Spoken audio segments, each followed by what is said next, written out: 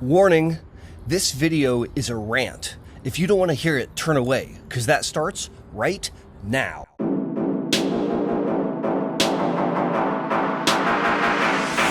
Hey! Howdy.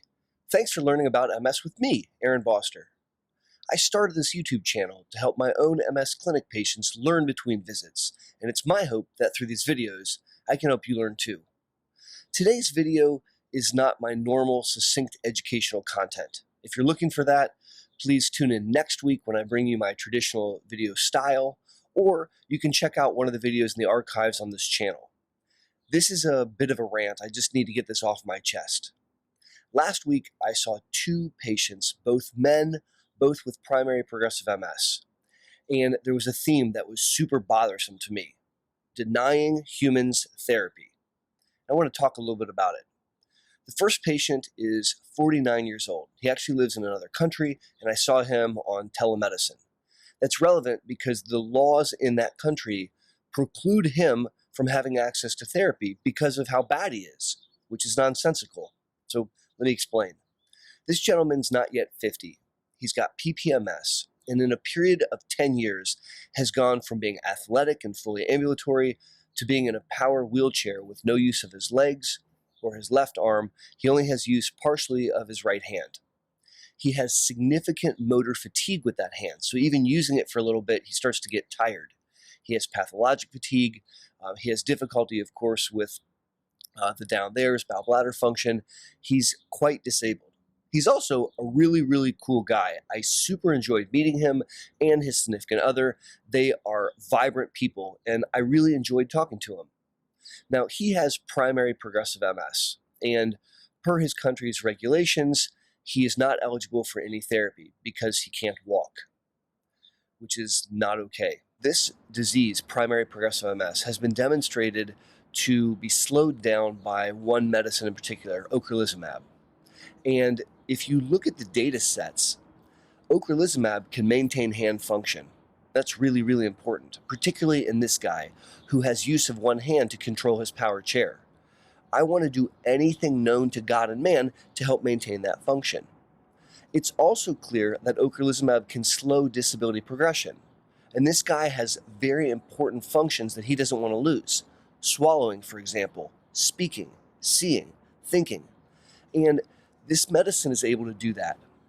It's so upsetting and bothersome to me that there's this paternal cultural phenomenon where we say, that might work for you, but it's too expensive for you. Well, in this particular instance, I would love compassionate use of ocrelizumab for this nice gentleman, even just for a year. And if we, in a period of a year, saw that we were able to maintain hand function, wouldn't that be a worthy thing to continue? The second patient I saw, he's 61 years old. He also has primary progressive MS.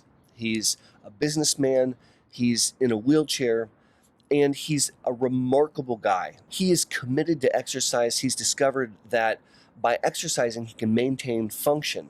And he swims in a pool 2 to 3 times a week. He does yoga once a week and does physical therapy all the rest of the week. He's super committed to his exercise regimen. He's been maintained on ocrelizumab since it first became FDA approved for PPMS several years back.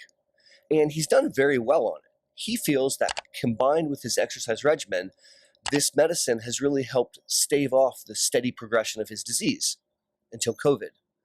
During the COVID pandemic, a doctor took him off or delayed putting him on his medicine.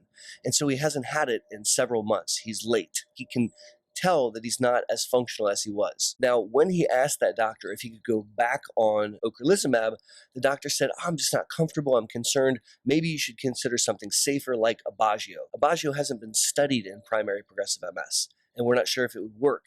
And this patient and his wife very, very clearly understand the risk benefit.